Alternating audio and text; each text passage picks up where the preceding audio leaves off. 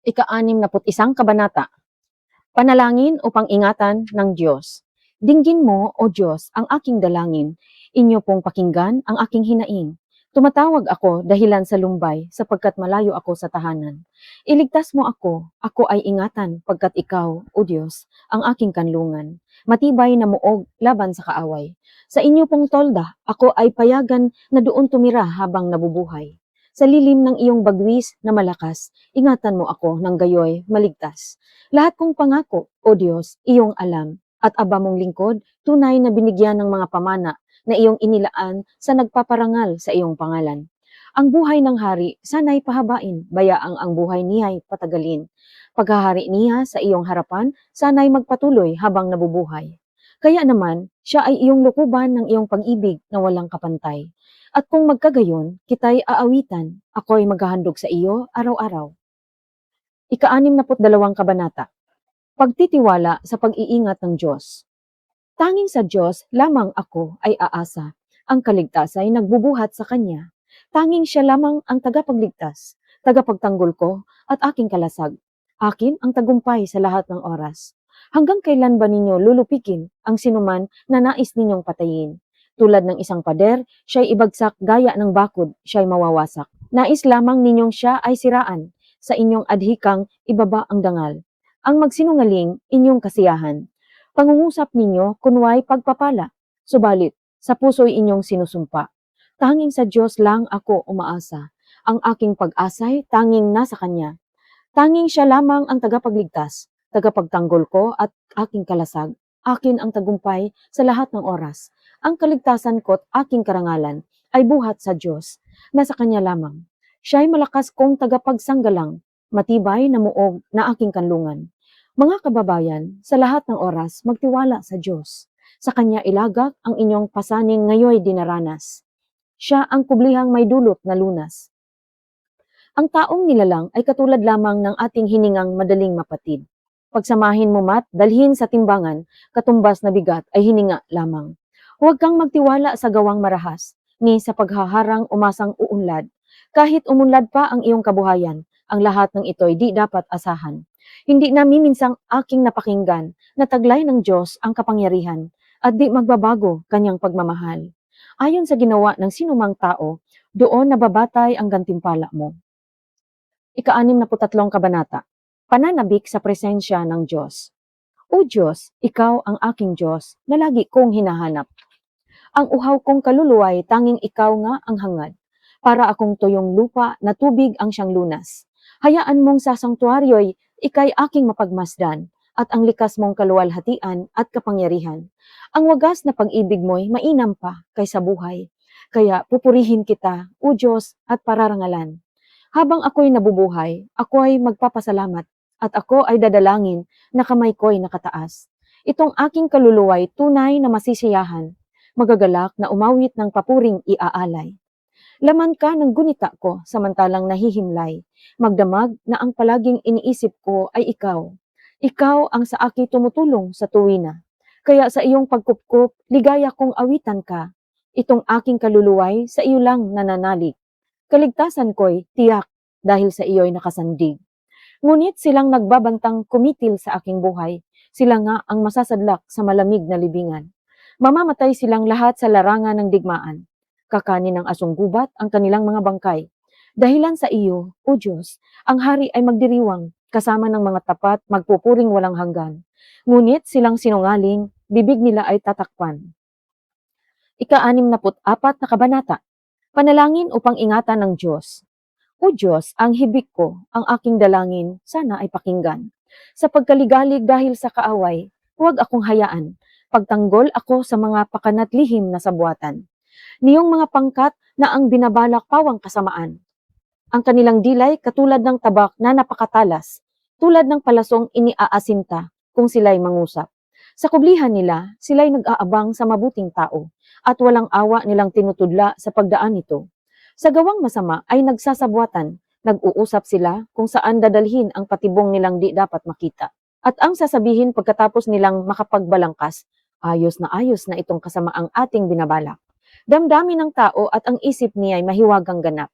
Subalit ang Diyos na may palaso, di magpapabaya. Walang abog-abog sila'y tutudlait susugatang bigla. Dahilan sa sila'y masamang nangungusap, kaya wawasakin at ang makakita sa gayong sinapit, sila'y sisisihin.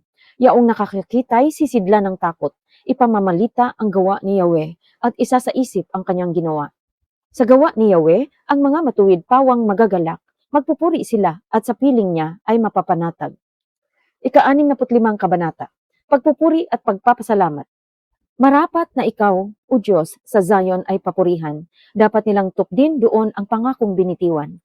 Pagkat yaong panalangin nila'y iyong dinirinig. Dahilan sa kasalanan, lahat sa iyo ay lalapit. Bunga nitong pagkukulang, kaya kami nalulupig. Gayunpaman, patawad mo'y amin pa ring nakakamit. Silang mga hinirang mo upang sa templo manahan. Silang mga pinili mo ay mapalad na tuturingan. Magagalak kaming lubos sa loob ng templong banal. Dahilan sa dulot nitong pagpapala sa nilalang. Kami iyong dinirinig, tagapagligtas naming Diyos, at kahangahangang gawa.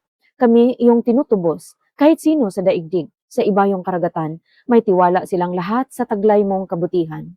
Sa taglay mong kalakasan, mga bundok tumatatag, dakila kat ang lakas mo ay sa gawa nahahayag. Ang ugong ng karagatan, iyong pinatatahimik, pati along malalaki sa panahong nangangalit. Maging mga kaguluhan nilang mga nagagalit dahilan sa ginawa mong mga bagay na dakila. Natatakot ang daigdig at ang buong sangnilika, bunga nitong ginawa mo. Sa galak ay sumisigaw, buong mundo kahit sa ang sulok nitong daigdigan. Umuulan sa lupain, ganito mo kinalinga. Umuunlad ang lupait tumataba, yaong lupa. Patuloy na umaagos ang bigay mong mga batis. Sa halamang nasa lupa ay ito ang dumidilig. Ganito ang ginawa mo na hindi mo ikinait. Sa binungkal na bukirin, ang ulan ay masagana. Ang bukirin ay matubig at palaging basang-basa. Sa banayad na pag-ulan ay lumambot yaong lupa. Kaya naman, pati tanim ay malago at sariwa. Nag-aani ng marami sa tulong mong ginagawa. At saan man, magpunta kay masaganang masagana. Ang pastulay punong-puno ng matabang mga kawan. Nagahari yaong galak sa lahat ng kaburulan. Gumagala yaong tupa sa gitna ng kaparangan. At hitik na hitik naman ang trigo sa kapatagan. Ang lahat ay umawit sa galak ay sumisigaw. Ika-66 na kabanata. Awit ng pagpupuri at pasasalamat. Sumigaw sa galak ang mga nilalang at purihin ang Diyos na may kagalakan, wagas na papuri sa kanya'y ibigay. Awitan siya at luwalhatiin siya. Ito ang sabihin sa Diyos na dakila. Ang mga gawa mo ay kahanga-hanga. Yuyuko sa takot ang mga kaaway, dahilan sa taglay mong kapangyarihan. Ang lahat sa lupa ikay sinasamba. Awit ng papuri, yaong kinakanta. Ang iyong pangalay pinupuri nila. Ang ginawa ng Diyos lapit at pagmasdan. Ang kahanga-hangang ginawa sa tanan. Naging tuyong lupa kahit nakaragatan. Mga ninuno nati, doon dumaan. Dooy naramdaman labis na kagalakan. Makapangyarihang hari kailanman. Siya'y nagmamasid, magpakailanman. Kaya huwag magtatangkang sa kanya'y lumaban. Ang lahat ng bansay magpuri sa Diyos. Inyong iparinig papuring malugod. Iningatan niya tayong pawang buhay, di tayo bumagsak, di niya binabayaan.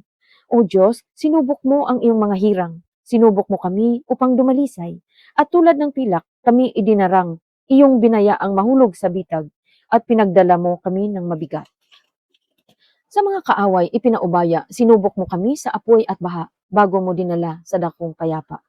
Ako'y maghahandog sa banal mong templo ng aking pangako na handog sa iyo.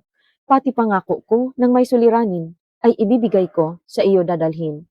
Natatanging handog ang iaalay ko. Susunuging tupa, kambing, saka, turo. Mababangong samyo, halimuyak nito. Lapit at makinig ang nagpaparangal sa Diyos at sa inyo'y aking isasaysay ang kanyang ginawang mga kabutihan. Ako ay tumawag sa Diyos ay nagpuri, kanyang karangalan, aking sinasabi. Kung sa kasalanan ako ay magpatuloy, di sana ako dininig ng ating Panginoon. Ngunit tunay akong dininig ng Diyos. Sa aking dalangin, ako ay sinagot. Purihin ang Diyos. Siya'y papurihan, pagkat ang daing ko'y kanyang pinakinggan. At ang pag-ibig niya sa aking walang katapusan. Ika-67 kabanata. Awit ng pagpapasalamat. O Diyos, pagpalain kami't kahabagan, kami Panginooy, iyong kaawaan, upang sa daigdig mabatid ng lahat ang iyong kalooban at ang pagliligtas. Purihin ka nawa ng lahat ng tao, purihin ka nila sa lahat ng dako. Naway purihin ka ng mga nilikha, pagkat matuwid kang humatol sa madla. Ikaw ang patnubay ng lahat ng bansa. Purihin ka nawa ng lahat ng tao, purihin kanila sa lahat ng dako. Nag-aning mabuti ang mga lupain, pinagpala kami ni Yahweh, Diyos namin. Magpatuloy nawa iyong pagpapala upang igalang ka ng lahat ng bansa. Ika-68 kabanata, Pambansang awit ng pagtatagumpay. Magbangon ka, O Diyos, kaaway ay pangalatin, at ang mga namumuhi tumakas sa kanyang piling. Kung paanong yaong usok tinatangay noong hangin, gayon sila itataboy, gayon sila papaalisin. At kung paanong kandila sa apoy ay natutunaw, sa harap ng Panginoon ang masama ay papanaw. Ngunit lahat magagalak, matutuwa ang matuwid. Sa harapan nitong Diyos, galak nila'y di malirip. Awitan natin ang Diyos, purihin ang kanyang ngalan, maghanda ng isang landas upang kanyang maraanan. Ang pangalan niyang Yahweh, magalak na papurihan. Ang Diyos na naroroon sa tahanan niyang templo, tumitingin sa ulilat sanggalang ng mga balo. May tahanan siyang laan sa sinumang nalulungkot. Ang bilanggoy hinahango upang sila ay malugod, samantalang ang tirahan ng suwail ay malungkot. Diyos, nang ang iyong mga lingkod, samahan sa paglalakbay. Sa pagbagtas sa malawak na lupaing mga ilang, ang lupa ay nayayanig, bumubuhos pati ulan. Ganito ang nangyayari kapag ikay dumaratal. Maging ang bundok ng Sinai, nayanig din sa pagdating. Nang dumating na si Yahweh, itong Diyos ng Israel, dahil sa iyo, yaong ulang masagana ay pumatak. Lupain mong natuyo, nay nanariwa at umunlad. At doon mo pinatira yaong iyong mga lingkod. Ang mahirap nilang buhay sa pagpapalay pinuspos. May utos na pinalabas na si Yahweh ang nagbigay. Ang nagdala ng balita ay babaeng karamihan.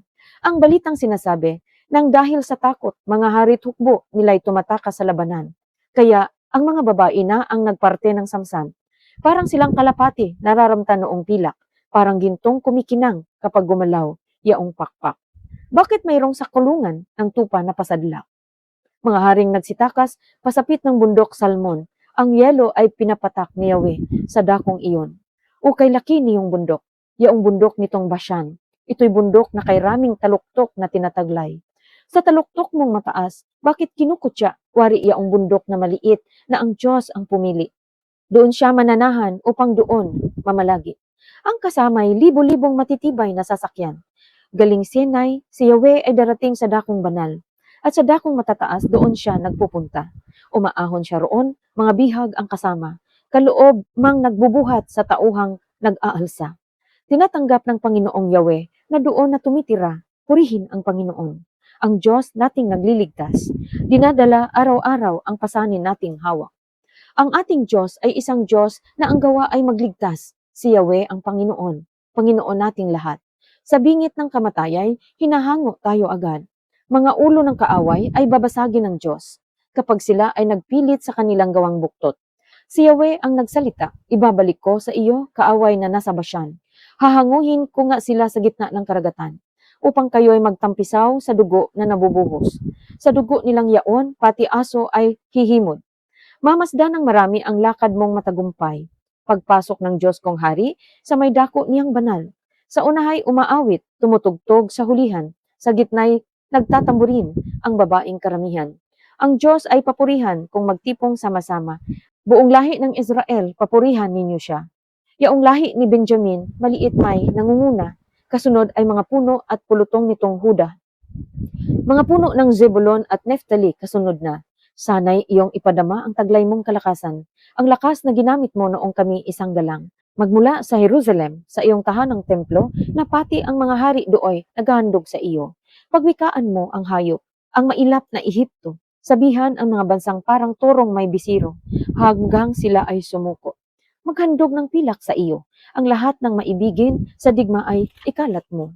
Mula roon sa Ehipto, mga sugo ay darating. Ang Etiopya'y daupalad na sa Diyos dadalangin. Umawit sa Panginoon ang lahat ng kaharian. Awitin ang pagpupurit si Yahweh ay papurihan.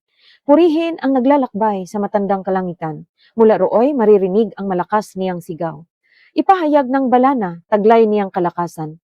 Siya'y hari ng Israel, maghahari siyang tunay. Siyang taglay niyang lakas ay buhat sa kalangitan. Kahanga-hanga ang Diyos sa sangtuaryo niyang banal. Siya ang Diyos ng Israel, na sa tanay nagbibigay ng kapangyarihan at lakas na kanilang kailangan. Ang Diyos ay papurihan. Ika-69 na kabanata. Panalangin upang tulungan. O Diyos, iligtas mo iahon sa tubig sa pagkalubog kong abot sa liig. Lumulubog ako sa burak at putik at sa malalaking along nangangalit. Ako ay malat na sa aking pagtawag. Ang lalamunan ko, damdam ko'y may sugat. Pati ang mata ko'y di na maidilat sa paghihintay ko sa iyong paglingap. Silang napupuot ng walang dahilan, higit na marami sa buhok kong taglay. Mga sinungaling na nagpaparatang ang hangad sa akin, ako ay mapatay. Ang pag-aari kong di naman ninakaw, nais nilang kunit dapat daw ibigay. Batid mo, O Diyos, naging baliw ako, ako'y nagkasala, di palingid sa iyo. Huwag mo pong tulutan na dahil sa akin, ang nagtitiwala sa iyo'y hiyain. Yahweh, makapangyarihang Panginoon ng Israel, huwag mo ring itulot, bigyang kahihiyan, ang nagsisisamba sa iyong pangalan.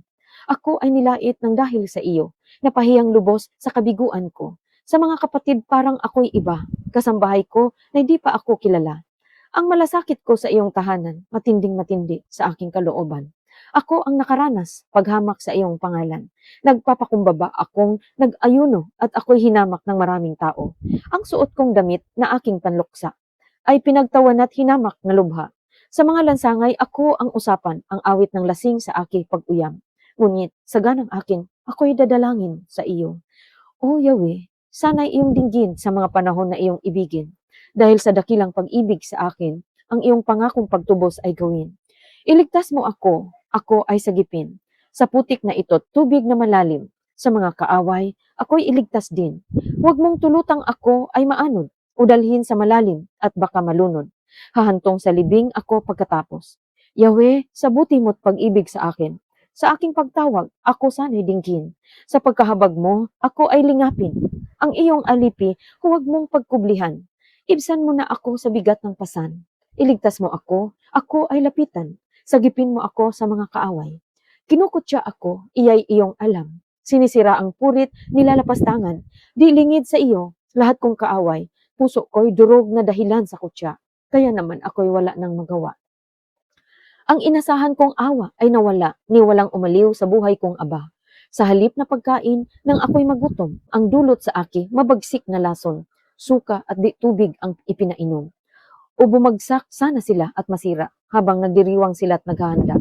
Bulagin mo sila nang di makakita, papanghinain mo ang katawan nila.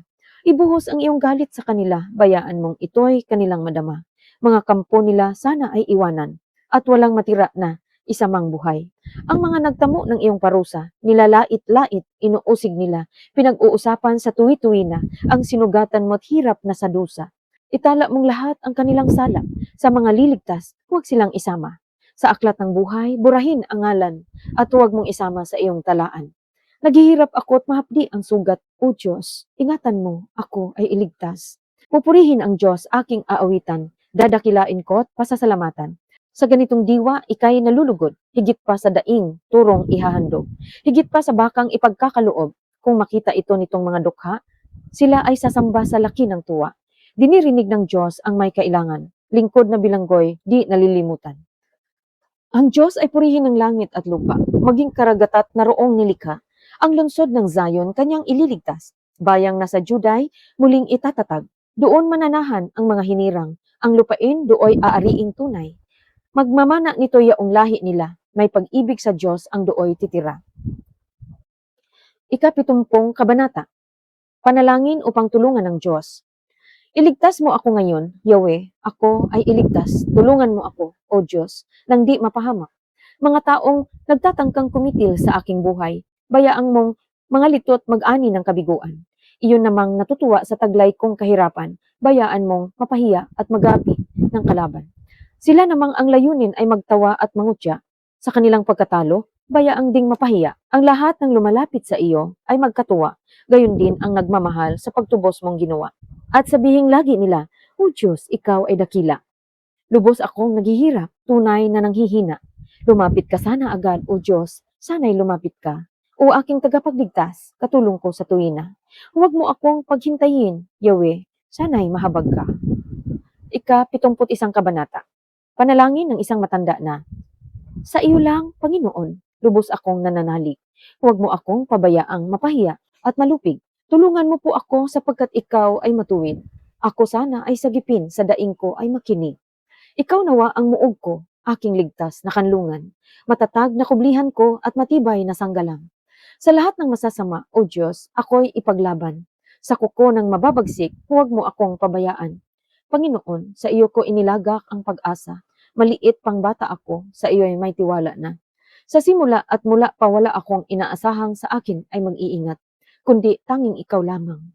Kaya naman ikaw, Yahweh, pupurihin araw-araw. Sa marami, ang buhay ko ay buhay ng mahiwaga. Malakas kang katulong ko na di nila maunawa. Kaya ako'y nagpupuri buong araw. Akin ngayong ihahayag ang taglay mong karangalan. Ngayong ako'y matanda na, huwag mo akong pabayaan. Katawan ko'y mahina na, kaya ako'y huwag iiwan. Ang lahat ng kaaway ko, nais ako ay patayin. Ang palaging balak nila ay ako ang kalabanin. Ang kanilang sinasabi, ako raw ay iniwanan. Iniwan na ako ng Diyos, kaya nila sinusundan. Ako raw ay mabibihag dahil wala ng sanggalang. Panginoon at aking Diyos, huwag mo akong lalayuan. Lumapit ka sa piling ko't ako ngayon ay tulungan. Nawa silang naghahangad na ako ay salakayin. Lahat sila ay mawasak at mabigo. Ang layunin, maging yaong mga taong tanging nais ako'y saktan, mapahamak sanang lahat, mag-ani ng kahihiyan. Ako naman samantala ay patuloy na aasa, patuloy na magpupuri, pupurihin katuwina. Pagkat ikaw ay dakila, patuloy kong isasaysay. Maghapon kong ihahayag ang dulot mong kaligtasan. Hindi ko man nalalaman kung paanong ito'y gawin, pagkat ikaw, Panginoong Yahweh, malakas at makatuwiran. Ihahayag ko sa madla, katangi ang iyo lamang. Mula pa sa pagkabata, ako'y iyong tinuruan. Hanggang ngayon, hinahayag ang gawa mong kabutihan. Matanda na't puti na ang aking buhok. Huwag akong iiwanan. Ang samo ko, iyo, O Diyos, hayaan mong ihayag ko ang lakas mong tinataglay. Samahan sa bawat lahing sa daigdig ay lilitaw. Dakila ka, Panginoon. Matuwid ka hanggang langit. Dakila ang ginawa mo at wala kang makaparis. Kahit na nga dinanas ko ang hirap at madlang sakit, subalit ang aking lakas ay muli mong ibinalik. Upang ako'y di tuluyang sa libingan ay mabulid. Tutulungan mo po ako at karangalay dadagdagan. Ako'y muli mong aliwin, iahon sa kahirapan. Tutugtugin ko ang alpat, pupurihin kitang tunay. Pupurihin kita, O Diyos, dahil sa iyong katapatan. Mga imno ng pagpupuri sa alpa ko'y tutugtugin. Iuukol ko ang tugtog sa iyo, banal na Diyos ng Israel. Habang ako'y tumutugtog ay sisigaw na may galak. Masigla kong aawiting ako'y iyong iniligtas. Maghapon kong isasaysay, O Diyos, ang iyong katarungan. Yamang lahat na nagtangka sa lingkod mo ay nasaktan. Lahat sila ay nabigot humantong sa kahihiyan. 72 kabanata, Panalangin para sa hari. Turuan mo po ang haring humatol ng makatuwiran sa taglay mong katarungan, O Diyos. Siya ay bahaginan ng matuwid na tuparin tungkulin sa iyong bayan. At pati sa mahihirap, maging tapat siyang tunay. Ang lupain nawa niya ay umunlad at managana. Maghari ang katarungan sa lupain nitong bansa. Maging tapat itong hari sa paghatol sa mahirap. Mga nangangailangan, pag-ukulan ng paglingap, at ang nang-aapi ay lupigin at ibagsak. Nawa sila ay maglingkod, silang lahat mong hinirang, hanggat araw sumisikat, hanggat buhay sumisilang. Ang hari sana'y matulad sa ulan ng kaparangan, bumubuhos, dumidilig sa lahat ng nabubuhay, at ang buhay na matuwid sa kanyang kapanahunan, maghari sa bansa niya't umunlad kailan paman. Nawa kanyang kaharian ay lubusan ngang lumawak, mula sa ilog Euphrates sa daigdig ay kakalat. Sa harap niya ay susuko mga taong nasa ilang. Isubsob nga sa lupa lahat ng kanyang kaaway. Mga haring nasa pulo at naroon sa Espanya, maghahandog ng kaloob upang parangalan siya. Pati rin ang mga hari ng Arabia at Ethiopia, may mga kaloob ding ibibigay sa kanya. Ang lahat ng mga hari gagalang sa harap niya. Mga bansay magpupurit maglilingkod sa tuwina. Kanyang inililigtas ang mga dukhang tumatawag, lalo na ang mga nalimutan, mga taong mahihirap. Sa ganitong mga tao, siya'y lubhang nahahabag, sa kanila tumutulong upang sila ay maligtas. Inaagaw niya sila sa kamay ng mararahas, sa kanya ang buhay nila'y mahalagang hindi hamak. Pagpalain itong hari, siya nawa ay mabuhay, at magbuhat sa Arabiyay magtamo ng gintong yaman. Sa tuwina, siya nawa'y idalangin nitong bayan. Kalingain, nawa ng Diyos, pagpalain, habang buhay. Sa lupai, sumagana nawang lagi ang pagkain. Ang lahat ng kaburulan ay mapuno ng pananim. At matulad sa Lebanon na mauunlad ang lupain. At ang kanyang mga lungsod, dumami ang mamamayan. sindami ng mga damong tumubo sa kaparangan. Nawa ang kanyang pangalan ay huwag nang malimutan, manatiling bantog hanggat sumisikat itong araw. Nawa siya ay purihin ng lahat ng mga bansa, at sa Diyos silang lahat dumalangin, harinawa, pagpalain kaming lahat, tulad niyang pinagpala. Si Yahweh, Diyos ng Israel, purihin ng taong madla. Ang kahanga-hangang bagay, tanging siya ang may gawa. Ang dakilang ngalan niya ay purihin kailanman, at siya ay dakilain nitong buong sanlibutan. Amen. Amen. Ito ang wakas ng mga dalangin ni David na anak ni Jesse. Ika-73 kabanata. Ang katarungan ng Diyos. Kay buti ng Diyos sa taong matuwid. Sa lahat ng taong ang puso'y malinis.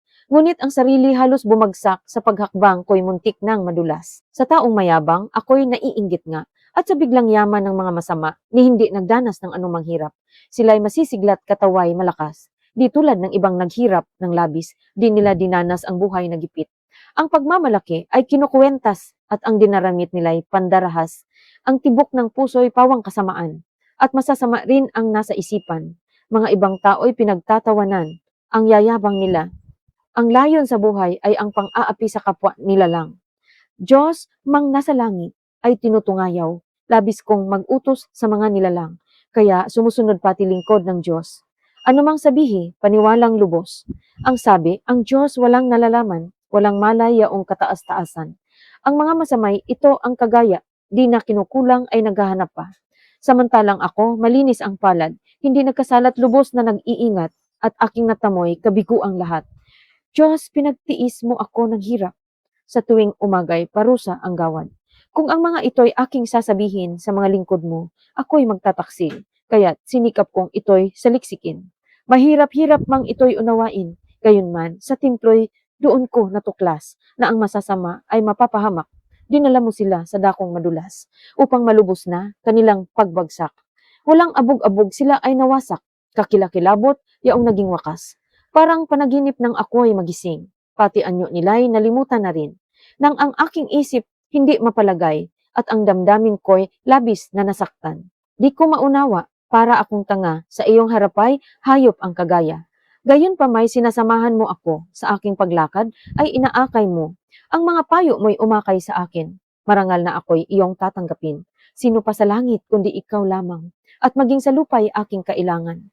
Puso ko't kaluluwa kung nanghihina man, ang Diyos ang lakas kong tanging kailangan. Yaong hihiwalay sa iyo'y mamamatay, at ang nagtataksil wawasaking tunay. Ngunit sa sarili tanging hangarin ko, sa piling ng Diyos manatili ako. Sa piling ng Panginoong Yahweh, ako'y mapanatag. Ang kanyang ginawa'y aking ihahayag. Ika-74 na kabanata. Panalangin upang iligtas ang buong bansa. Panginoon, bakit kami itinakwil habang buhay? Bakit ka ba nagagalit sa tupa ng iyong kawan? Iyo sanang gunitain ang tinipon mo noong una. Itong lahing tinubos mo tinakda na magmana. Pati ang Zion na iyong dating tirahan, lapitan mo ang naiwan sa winasak na kaaway, ang guho ng sanktuaryo mo na sinira ng lubusan. Ang loob ng iyong templo ay hindi nila iginalang, sumisigaw na nagtayo ng kanilang Diyos-Diyosan. Ang lahat ng nasa loob na yari sa mga kahoy, magmula sa pintuan mo'y sinibak at pinalakol. Ang lahat ng inukitang mga kahoy sa paligid, pinalakol at dinurog ng kaaway na malupit. Ang iyong banal na sanktuaryo ay kanilang sinigaan, nilapastangan nila't winasak ang templong banal. Sa kanilang pag-uusap ay nagpasya ng ganito, hindi natin sila titigilan hanggang di pa natatalo. Kaya sa buong lupain ang tagpuan ng bayan mo, para ikaw ay sambahin, sinunog at naging abo. Wala kaming pangitain, ni propetang naglilingkod. Ang ganitong kalagay ay hindi namin maunawaan. Hindi namin nalalaman kung kailan matatapos. Hanggang kailan, aming Diyos, magtatawa ang kaaway, ang paghamak nila sa iyo, ito ba ay walang hanggan? Huwag mo nang pipigilan, gamitin mo ang iyong bisig, kanang kamay mo ikilos, kaaway mo ay iligpit. Sa simula pa noong una, ikaw na ang aming hari, O Diyos. Sa daigdig ay maraming iniligtas ka at tinubos. Sa lakas na iyong taglay, hinati mo yaong dagat, at ang mga naroroong dambuhala ay inutas. Ikaw na rin ang dumurog sa mga ulo ng Leviathan at ginawa mong pagkain ng mga nilikhang nasa ilang. Mga batis, mga bukal, ikaw rin ang nagpadaloy. Ginawa mong tuyong lupa ang maraming ilog doon. Nilikha mo yaong araw, nilikha mo pati gabi, nilikha mo yaong araw buwat talang anong dami. Ang hangganan ng daigdig ay ikaw rin ang naglagay. at ikaw rin ang lumikha ng taglamig at tag-araw. Ngunit iyong gunitaing nagtatawa ang kaaway, yaong mga masasamay dumudusta sa iyong ngalan. Huwag mo sanang tutulutan na ang iyong mga lingkod maiwan sa kaaway, na ang kamay walang taros. Sa kanilang pagdurusay, gunitain silang lubos. Yaong tipang ginawa mo ay huwag mong lilimutin. Ang masamay naglipana sa puok na madidilim. Laganap ang karahasan kahit saan sa lupain. Huwag mo sanang itutulot na ang api mapahiya. Bayaan mong ang ngalan mo'y purihin ng dukhat aba. Kami iyong ipaglaban, aming Diyos, bumangon ka. Pagmasdan mo yaong hangal na maghapong nagtatawa. Ang hangarin ng kaaway ay huwag mong lilimutin. Ang sigaw na kaaway mo'y patuloy at walang tigil. Ika-75 kabanata. Diyos ang siyang huhusga. Salamat, O Diyos, maraming salamat. Sa iyong pangalan, kami tumatawag upang gunitain sa lahat ng oras ang mga gawa mo na kahanga-hanga. Wika ng Panginoon, sa takdang panahon, walang pagtatanging ako ay hahatol. Itong mundong ito'y kahit na mayanig, maubos ang tao dito sa daigdig. Ang saligan nito'y aking ititindig. Sabi ko sa hambog, sila ay mag-ingat at ang masasamay huwag magpasikat. Ang pagmamalaki dapat na iwasan kung magsasalita'y gawing malumanay. Hindi sa silangan, hindi sa kanluran, hindi rin sa timog o sa hilaga man. Magmumula, hatol na inaasahan. Tanging Diyos lamang ang siyang hahatol. Sa mapapahamak o sa magtatagumpay, si Yahweh na Diyos ay may kupang hawak. Sariwa't matapang yaong lamang alak. Ipauubaya niyang ito'y tunggain ng taong masama hanggang sa ubusin. Subalit ako ay laging magagalak, ang Diyos ni Jacob, aking itataas. Lakas ng masamay, papatiding lahat sa mga matuwid na may itataas.